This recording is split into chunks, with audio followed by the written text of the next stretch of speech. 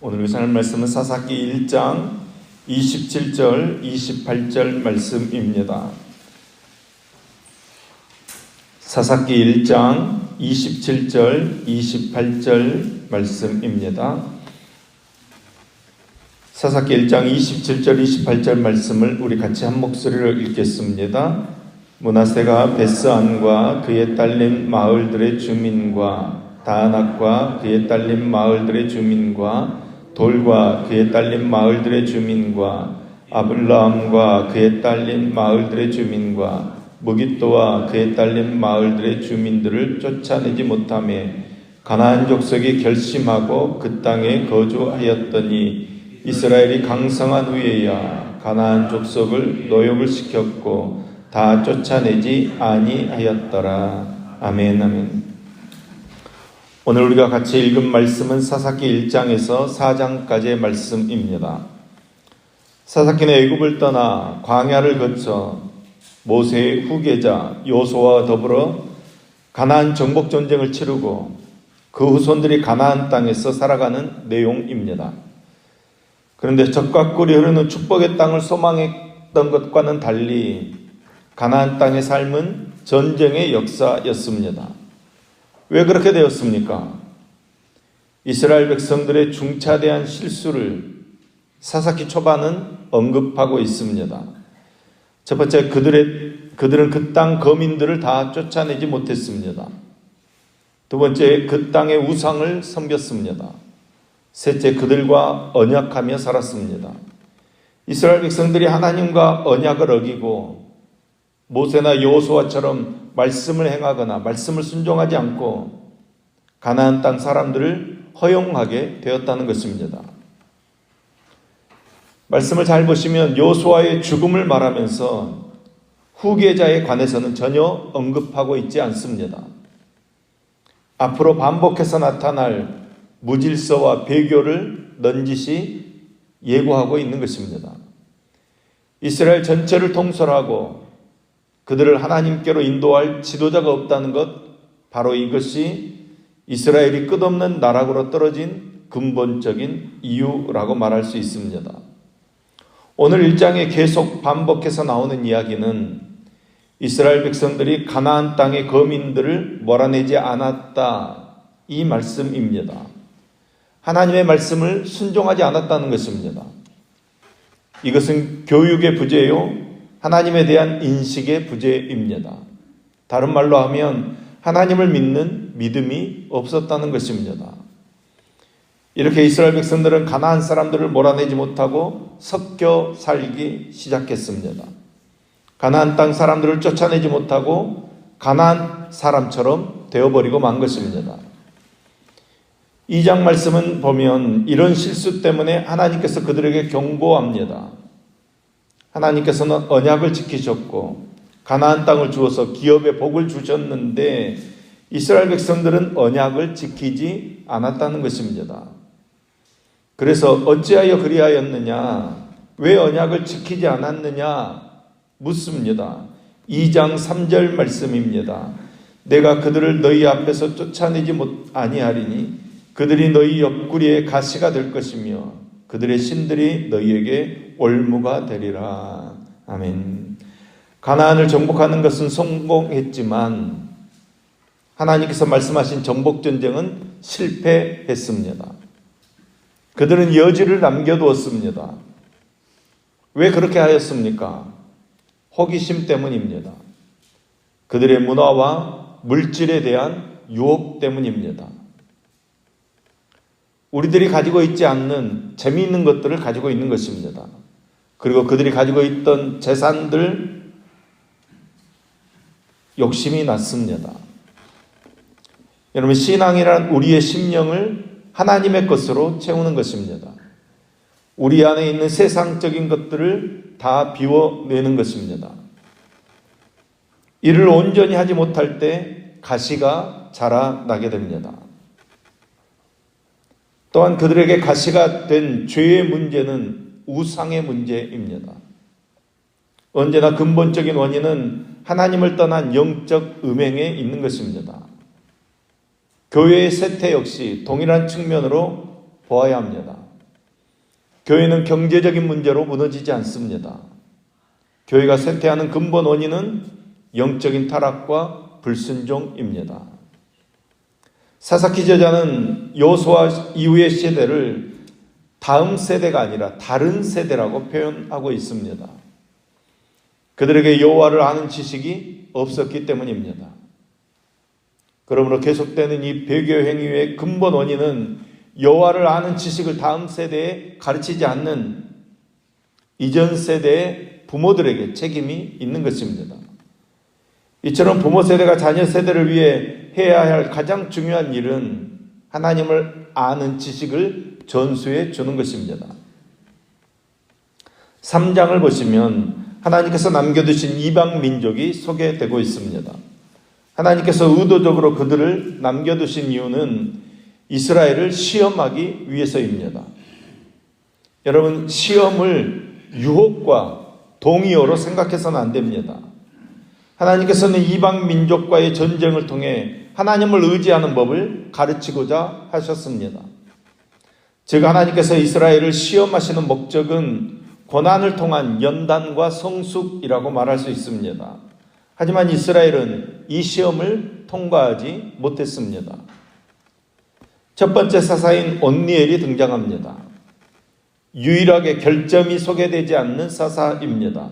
사사의 전형이라고 볼 수 있습니다.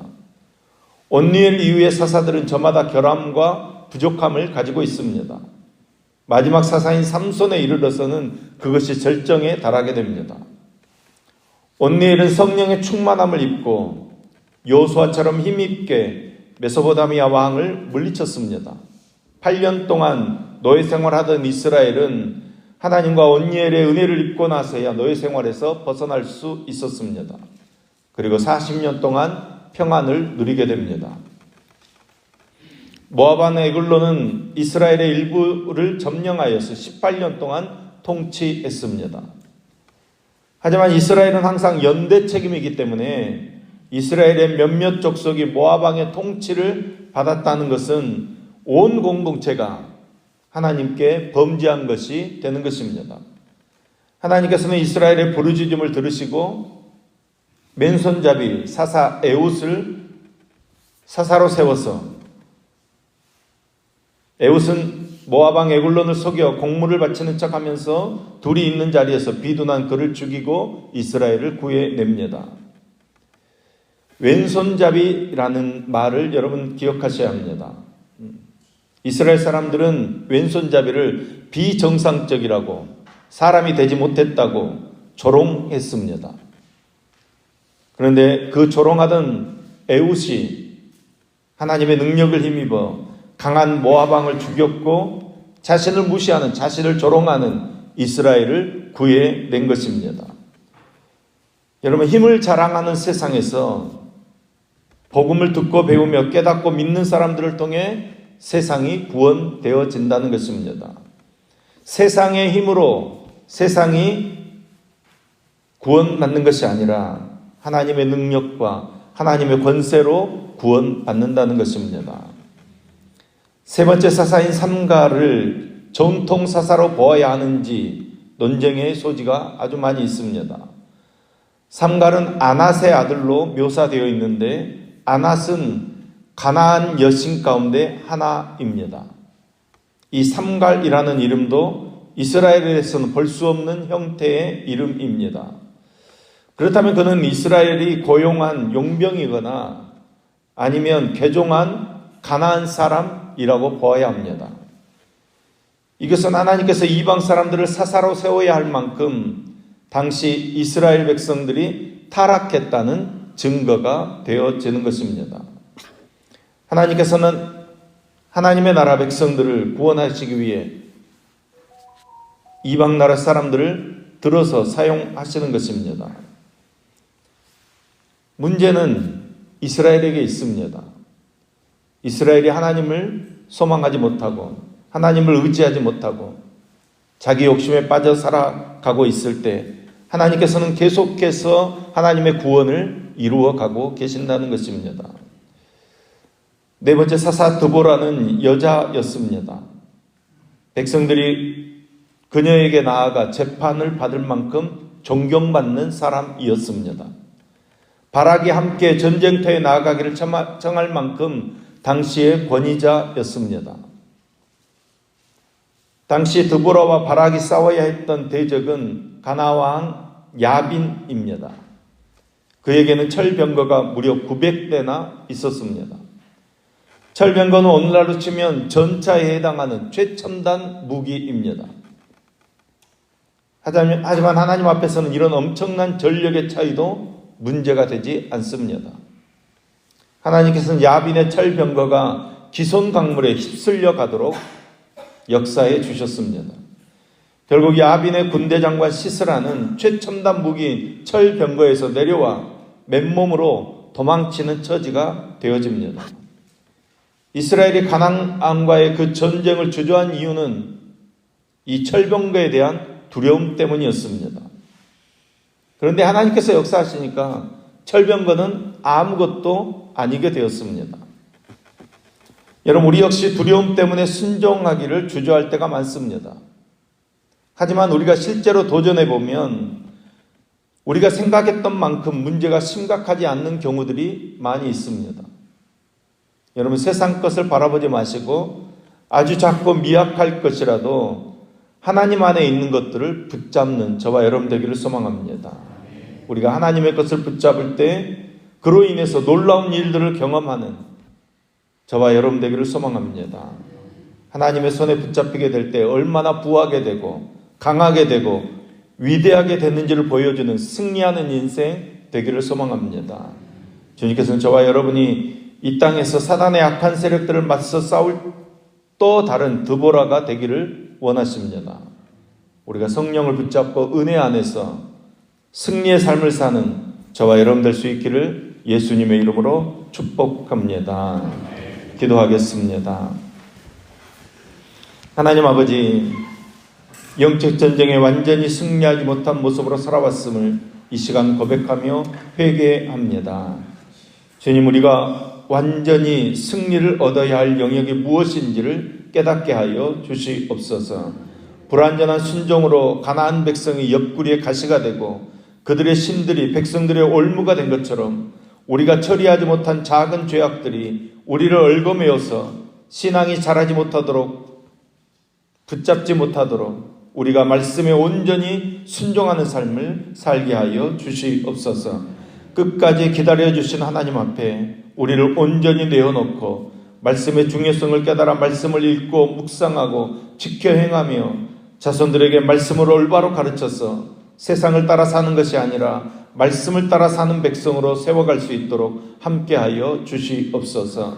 특별히 주님의 말씀에 순종한다는 것이 적극적인 반응임을 알게 하셔서 죄와의 끊임없는 싸움에서 늘 승리케 하시는 주님의 놀라운 능력을 경험하게 하여 주시옵소서. 그런 우리를 사용하셔서 처한 어떤 곳에서든지 하나님의 귀한 뜻을 이루어가는 능력의 삶을 살아가도록 역사하여 주시옵소서. 하나님, 오늘도 소원을 품고 1천만 영혼 되는 임상훈 청년, 강영재 강일의 손길을 흠양하시며 또 감사한 검을 박경원 집사님, 권순애 권사님을 손길을 흠양하여 주시어서 주의 은혜로 풍성하게 하시며 선한 길로 인도해 주시어서 형통한 삶을 살아가게 하여 주시옵소서. 오늘 생일 맞은 믿음 12구역 김수현 집사님을 기억하여 주옵소서. 가족들 건강과 자녀들 공부하는 데 지혜를 더하여 주시며 하나님 말씀에 순종하며 온 가족이 하나님을 잘 섬기며 예배하는 믿음의 가정 되게 하여 주시옵소서.